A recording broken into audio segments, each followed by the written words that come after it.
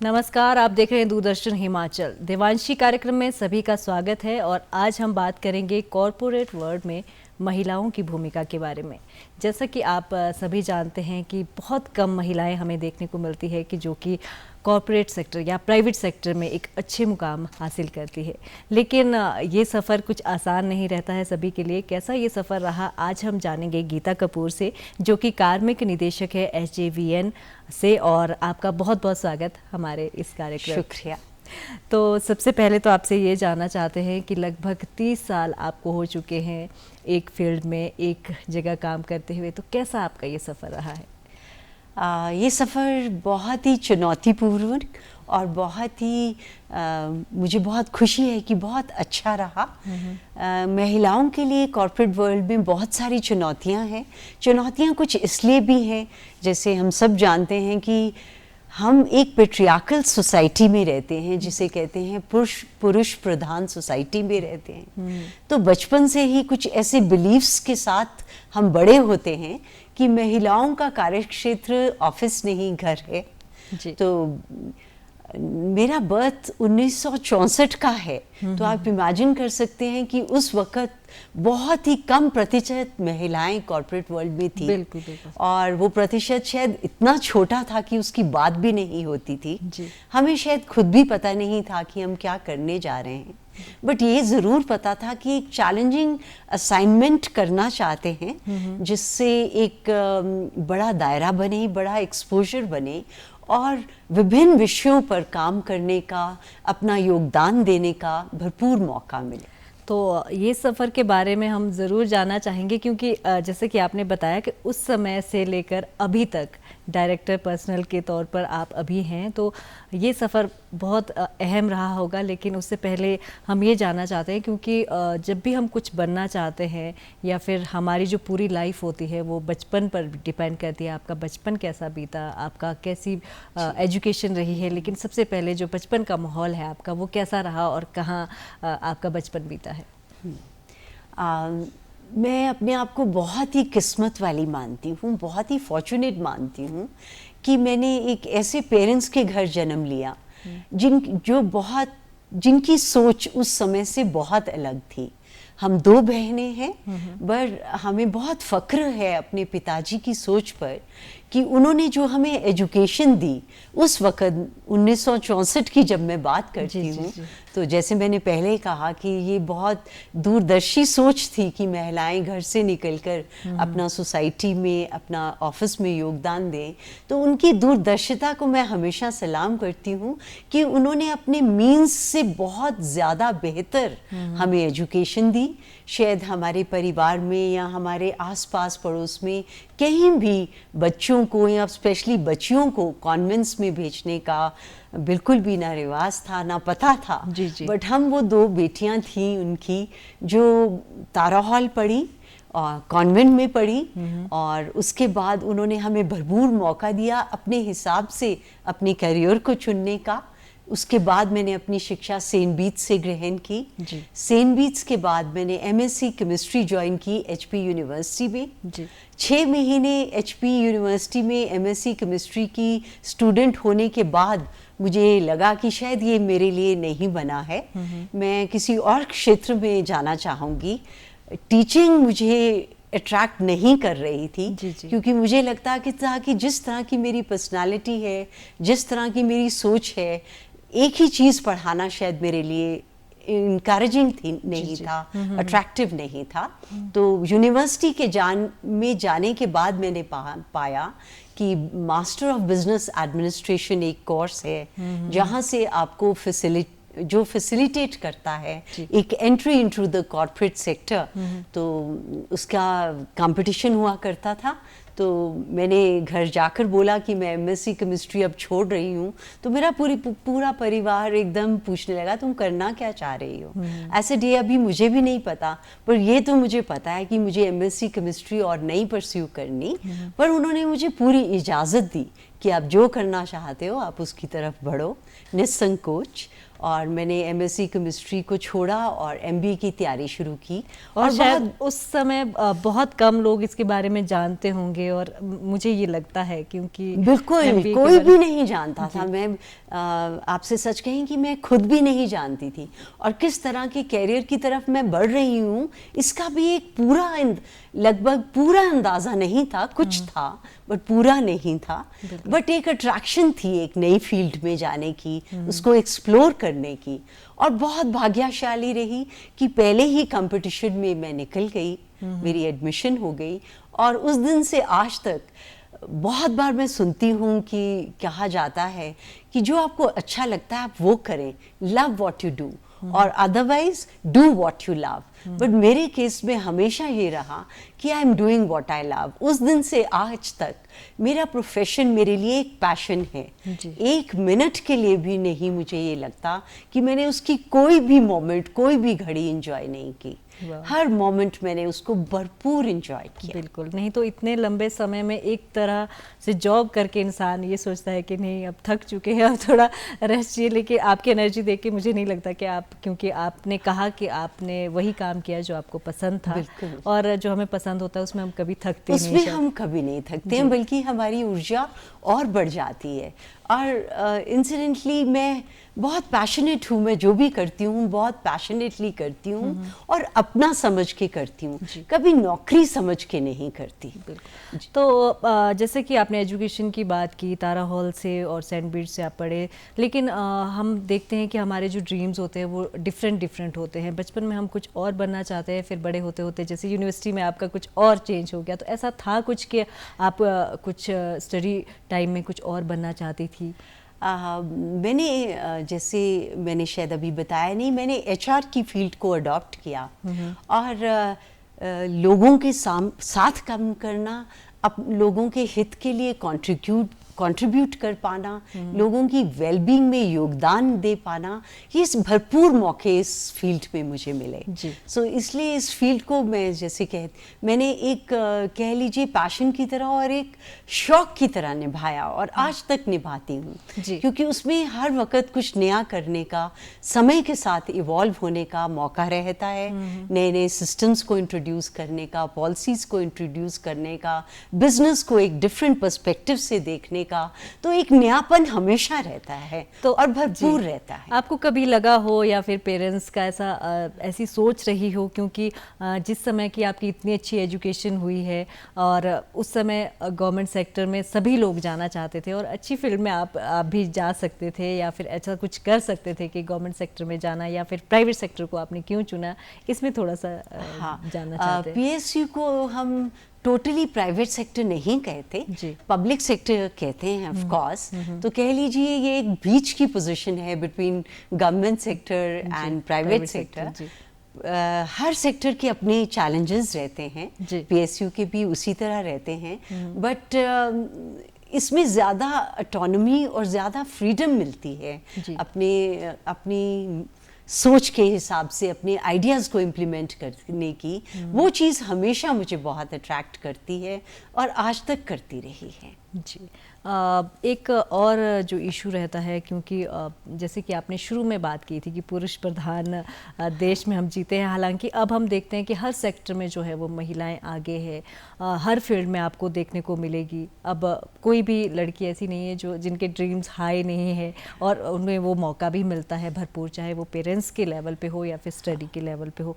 लेकिन अभी भी क्या आपको लगता है कि ऐसी कुछ सोच है अभी कि प्राइवेट सेक्टर या फिर जैसे आपने पब्लिक सेक्टर की बात की या गवर्नमेंट सेक्टर हो, उसमें हायर पोजीशन पे अगर कोई महिला है तो उन्हें अलग चुनौतियों का सामना करना पड़ता है? मुझे लगता है कि जिस समाज में हम उभरे हैं, हर महिला को इर्रिस्पेक्टिव ऑफ द सेक्टर बहुत सी चुनौतियों का सामना करना पड़ता है, ये मैं ज़रूर मानती हूँ। एक चीज़ मुझे बहुत ज़्यादा कि ये पेन देती है, कंसर्न भी फील होता है कि महिलाओं को आगे बढ़ने की प्रेरणा हम सब देते हैं, बहुत से फोरम्स में देते हैं, आजकल पेरेंट्स भी देते हैं बच्चों को आगे बढ़ना। शायद जब हमने अपनी एजुकेशन ली तो एनवायरनमेंट बहुत डिफरेंट था, वहाँ से आज तक एक बहुत खूबसूरत सफ़र महिलाएं तय कर चुकी हैं, बट अभी भी बहुत बाकी है। और वो इसलिए बाकी है कि महिलाओं को प्रेरणा हम ज़रूर देते हैं,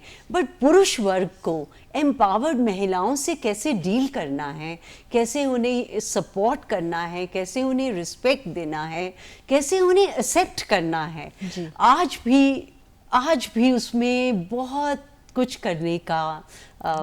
करने की ज़रूरत है। मैं सोचती हूँ बहुत कुछ करने का है, क्योंकि आज भी आप देखिए, आप कार्य क्षेत्र में हैं, अच्छे पदों पे हैं, अच्छा योगदान दे रही हैं, बट मैं ये नहीं कहती कि घर हमारी रिस्पॉन्सिबिलिटी नहीं है, बट घर हमारी कलेक्टिव रिस्पॉन्सिबिलिटी नहीं है। इस बात का मुझे आज भी दुख होता है, अपने लिए नहीं।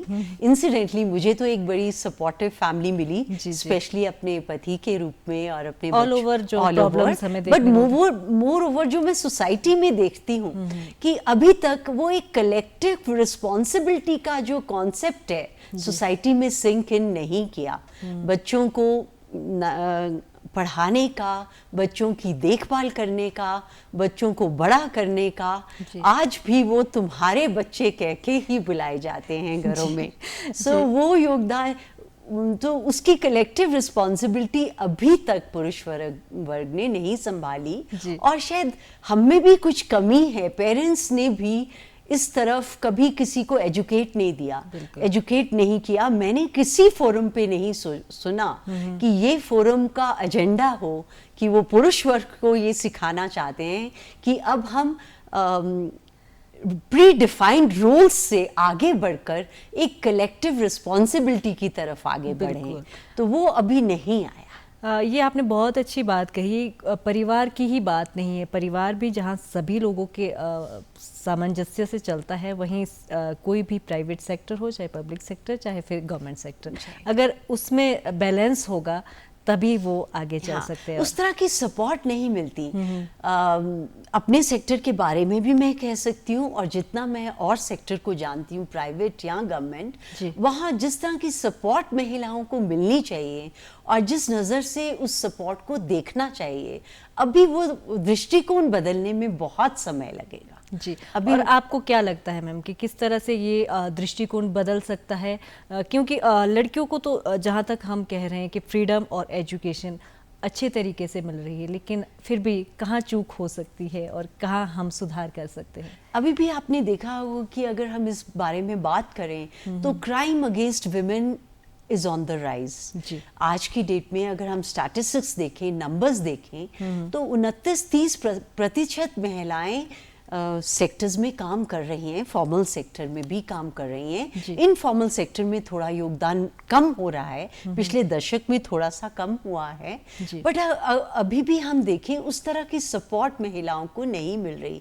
आप देखेंगे 11th-12th का रिजल्ट अनाउंस होता है, CBSE ICSE का रिजल्ट अनाउंस होता है, यही नहीं ग्रेजुएशन का रिजल्ट अनाउंस होता है, तो महिलाएं बहुत आगे होती हैं, बट आज भी सेक्टर्स में योगदान उतना नहीं है। तो कहीं ना कहीं आज भी वो रोल से कलेक्टिव रिस्पॉन्सिबिलिटी का, जो मैं घर के लिए स्पेशली कहना चाहूँगी, जो परिवार की कलेक्टिव रिस्पॉन्सिबिलिटी का एक कॉन्सेप्ट है, अभी सोसाइटी में सिंक इन नहीं किया।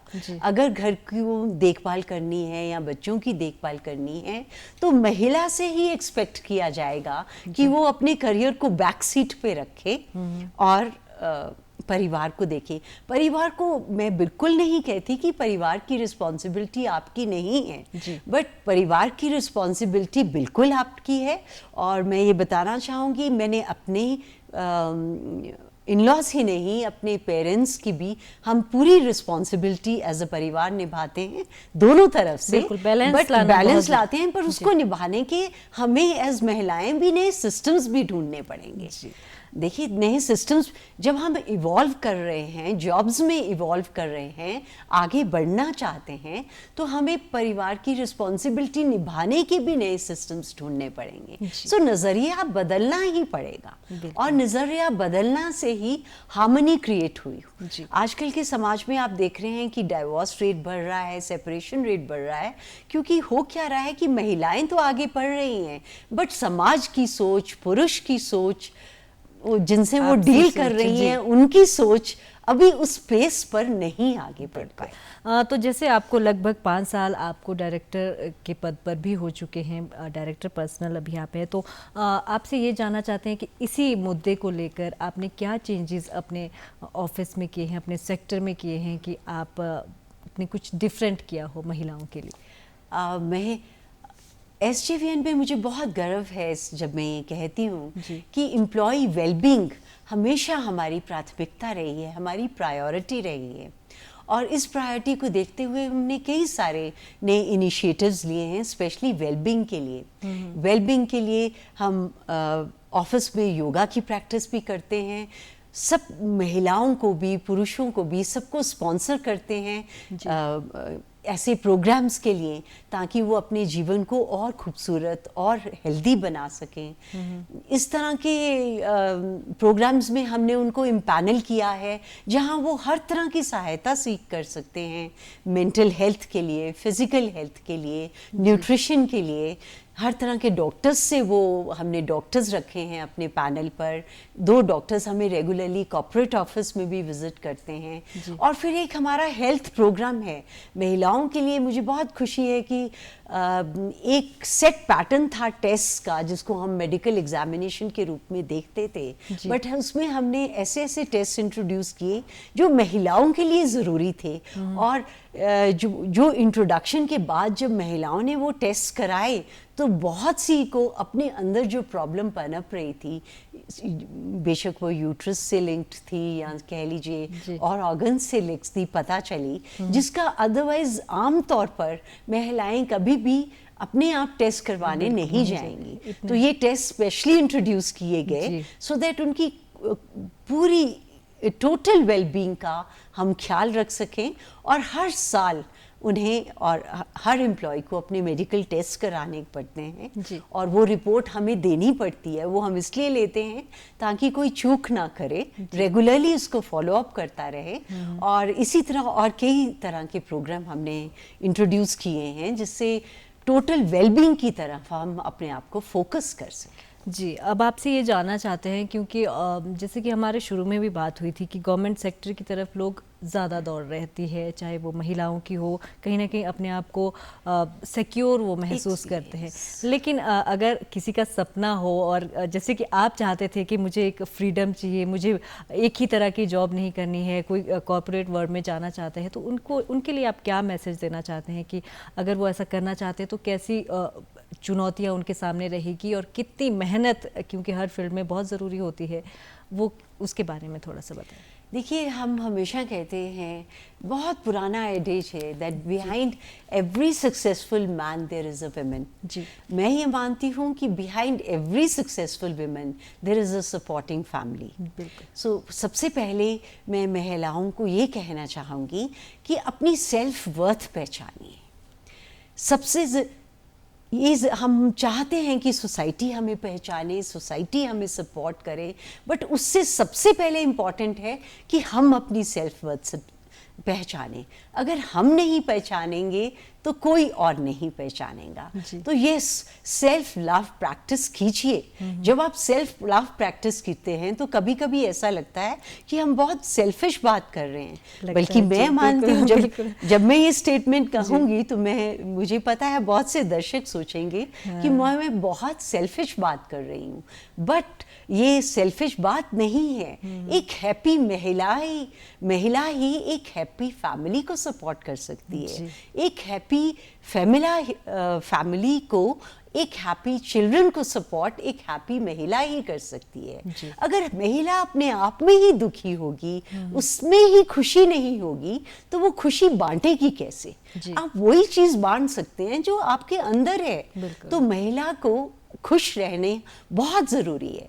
जैसे कि हम कहते हैं कि एक महिला अगर एजुकेट होती है तो एक परिवार एजुकेट होता है, पूरा उसी तरह एक संपूर्ण कम्युनिटी एजुकेट होती है। तो जब महिला सशक्त होती है, खुशी से अपना कर्तव्य का निर्वाह करती है, तो उसके आसपास रहने वाले सभी को वो उस तरह की वाइब्रेशन, उस तरह की हेल्थ, उस तरह की ऑप्टिमिज्म देती है।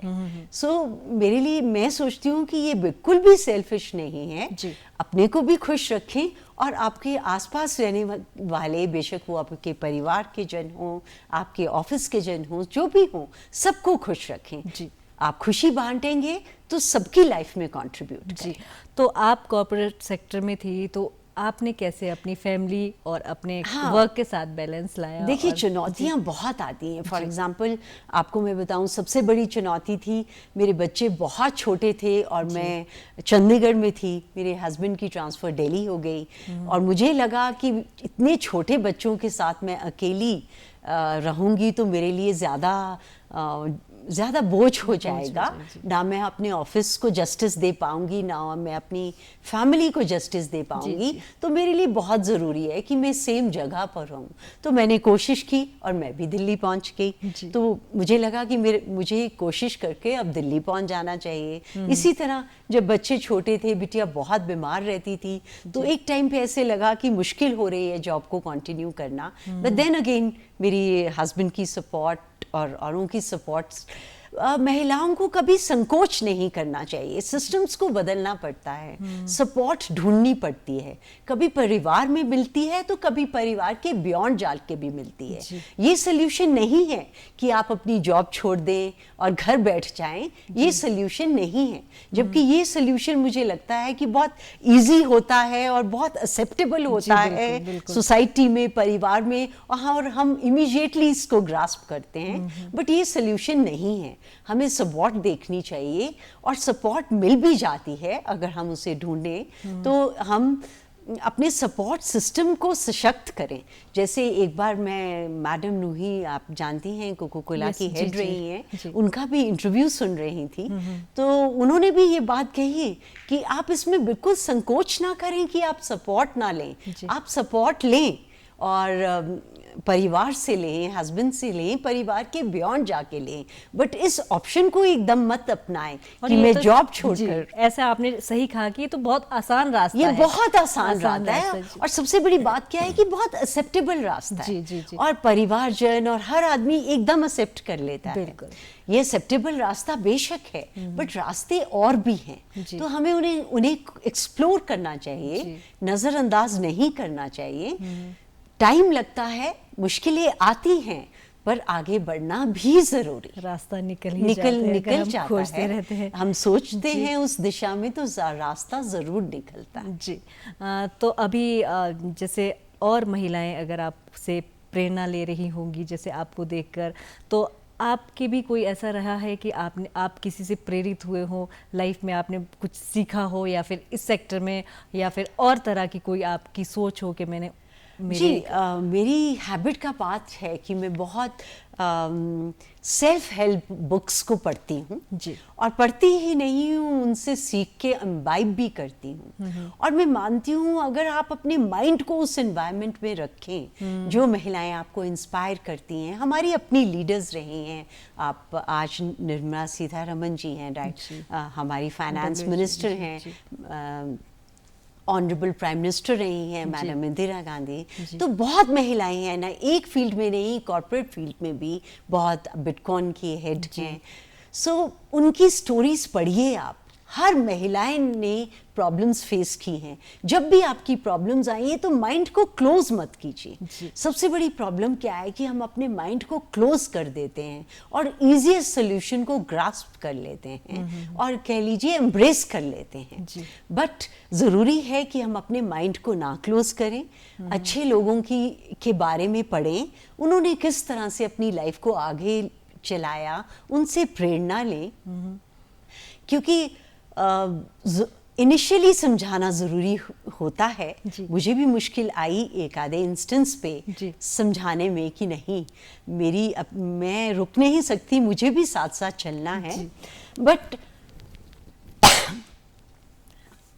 अपनी पहचान बनाने के लिए, अपनी पहचान बनाने के लिए, फैमिली को समझाने के लिए मुश्किल आती है, जी, बट सब समझ जाते हैं। सो सबसे ज़रूरी है आप अपना फोकस ना छोड़िए। देखिए, ये बहुत इम्पोर्टेंट है ये अंडरस्टैंड करना कि जिस स्टेज पे हम जो भी हैं, एक सम टोटल ऑफ वो चॉइसेस हैं जो हमने की। जी, और अगर हम अपनी चॉइसेस खुद करें तभी हम देख सकते हैं कि हम कहाँ जाना चाहते हैं। अगर और जन हमारे लिए चॉइसेस करेंगे तो हम अपनी रोड मैप को नहीं ले पाएंगी, नहीं फुलफिल कर पाएंगी। जैसे अभी आपने कहा अपनी हॉबीज़ के बारे में आपने कहा, और यही आपसे जानना चाहते हैं कि एक अच्छे पोस्ट पर जाने पर और फिर आपका एक टाइम शेड्यूल भी ऐसा रहता है कि बिजी आप ज़्यादा रहते हैं, तो क्या हॉबीज़ आपकी है और उनके लिए समय निकाल पाती हैं या नहीं, उसके बारे में जानना चाहिए। ये बहुत बड़ा चैलेंज होता है परिवार और प्रोफेशन के साथ अपनी हॉबीज़ को कंटिन्यू करना। पर मान लीजिए ये पागलपन मुझ में है, इसको पागलपन कहा जाता है कई बार, बट मान लीजिए ये पागलपन मुझ में है। मैं अपनी हॉबीज़ को बिल्कुल नहीं छोड़ती, बेशक वो समय ऑफिस के बाद निकालना पड़े या ऑफिस से पहले निकालना पड़े। तो मैं बहुत कह लीजिए कि म्यूज़िक को बहुत पैशनेटली फॉलो करती हूँ, और डांसिंग बहुत मुझे ड्राइव करती है। रादर जब भी मैं उदास हूँ तो मुझे लगता है कि कोई गाना लगा लिया जाए और थोड़ा सा उसमें गुम हो जाए सो दैट मैं अपने उस सैड मूड से बाहर होकर बहुत करती रहती हूँ। मुझे बड़ी खुशी होती है कि ऑफिस की स्टेज पर भी मैंने पहला सोलो परफॉर्मेंस दिया एक विमेन की तरफ से, और आज बहुत सारी हमारे ऑफिस में महिलाएं हैं जो परफॉर्मेंसेस देती हैं। मुझे लगता है ये शुरुआत बहुत अच्छी थी। ये शुरुआत करनी मुश्किल होती है। कहीं ना कहीं लगता है कि अगर आप टॉप पोजीशन पे हो तो आप ऐसा काम नहीं कर सकते कि भी थोड़ा हॉबी। बल्कि मैं ये आपसे शेयर करना चाहूंगी कि जब मैं डायरेक्टर बनी तो ये क्वेश्चन फिर से उठा कि मुझे अपनी हॉबी को कैरी करना है जिस तरह से मैं कैरी करती हूँ, किसी भी स्टेज पे परफॉर्म करना चाहती हूँ। तो ये क्वेश्चन उठा कि अब मुझे करना चाहिए या नहीं। तो हर तरह के ओपिनियंस की नहीं करना चाहिए, करना चाहिए, नहीं वाली भी आवाज़ काफ़ी लाउड थी। बट देन मैंने डिसाइड किया कि नहीं, मैं जो ऑफिस में हूँ वो एक अलग चीज़ है, एक अलग इमेज है, एक अलग दायित्व है जो मुझे निभाना है। बट बियॉन्ड दैट मुझे अपना सेल्फ बहुत इम्पॉर्टेंट है, मेरी हॉबी मुझे बहुत इम्पॉर्टेंट है, और मैंने मुझे आज तक परस्यू किया। ओवरऑल जो आपसे सीखने को और जानने को मिला और एक मैसेज जो मिला, जो मुझे बहुत अच्छा लगा कि अगर हम वही काम करते हैं जिससे हमें प्यार है और उसके लिए मेहनत करते हैं तो हम हमेशा खुश रहते हैं। हम हमेशा खुश रहते हैं। तो बहुत बहुत शुक्रिया हमारे साथ कार्यक्रम में जुड़ने के लिए। आज हमारे साथ स्टूडियो में थे गीता कपूर जी, जो कि कार्मिक निदेशक SJVN और बहुत अच्छी टॉप पोजीशन पे है, और आज बहुत अच्छे मैसेज हमें इनसे जानने को मिले कि अगर आप किसी चीज़ से प्यार करते हो और कोई काम अच्छा लगता हो तो उसके लिए मेहनत कीजिए, उसके लिए जो भी आप कर सकते हैं वो कीजिए, तभी आप आगे सफल हो सकते हैं। देवांशी कार्यक्रम में आज बस इतना ही, दीजिए इजाज़त। नमस्कार। नमस्कार।